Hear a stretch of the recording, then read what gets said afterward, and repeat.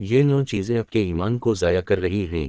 Number 1، بار بار نماز کو چھوڑ دینا بھی ایمان کو ضائع کر دیتا ہے۔ نماز کو ہرگز ترک نہ کریں، کیونکہ کلمے کے بعد نماز دوسرا رکن اسلام ہے جو آپ کی مسلمان ہونے کی گواہی دیتا ہے، اور حدیث میں بھی ہے کہ مومن اور کافر کے درمیان فرق نماز ہے۔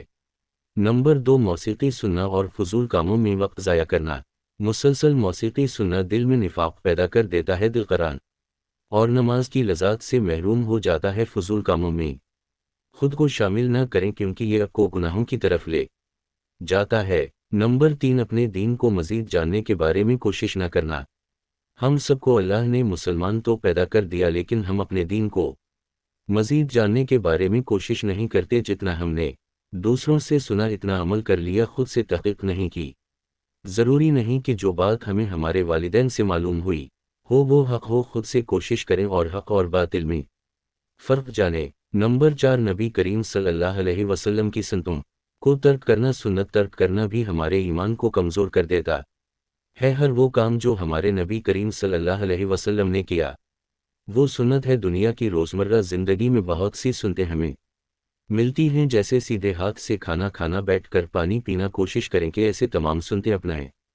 نمبر 5، گناہوں کی معافی نہ مانگنا۔ جب ایک بندہ گناہ کرتا ہے تو اس کے دل پہ سیاہ نقطہ لگ جاتا ہے، اور جب وہ معافی نہیں مانگتا وہ اس کے دل پہ لگا رہتا ہے، اور یوں مزید گناہ دل کو سیاہ کرتے ہیں۔ اس کا سب سے بہترین حل 5 وقت کی نماز ہے۔ جب بندہ نماز پڑھتا ہے تو اللہ اس کے گناہوں کو بھی معاف کر دیتا ہے۔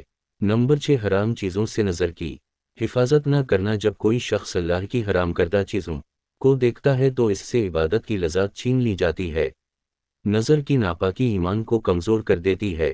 نمبر 7، برے لوگوں کی صحبت میں رہنا۔ پورے لوگوں کے ساتھ اٹھنا بیٹھنا بھی ایمان کو کمزور کر دیتا ہے۔ کوشش کریں کہ نیک دوست بنائیں، اچھے لوگوں کی صحبت میں رہیں جن کا اخلاق اچھا ہو۔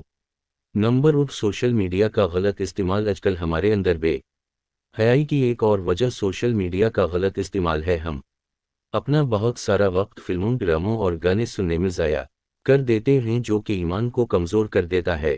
نمبر 9، زبان کا غلط استعمال۔ کسی کو مذاق میں گالی دینا، مذاق میں دوسروں کی عزت، نفس کو مجروح کرنا، غیبت کرنا، یہ سب چیزیں بھی ہمارے ایمان کو ضائع کر دیتی ہیں۔ ان تمام چیزوں سے بچنے کی کوشش کریں۔ اگر ہم ان چیزوں سے بچنے کی کوشش نہیں کریں گے تو یہ چیزیں مزید ایمان کو تباہ کر دیں گی۔ اللہ تعالی ہم سب کو ایمان والی زندگی دے، امین۔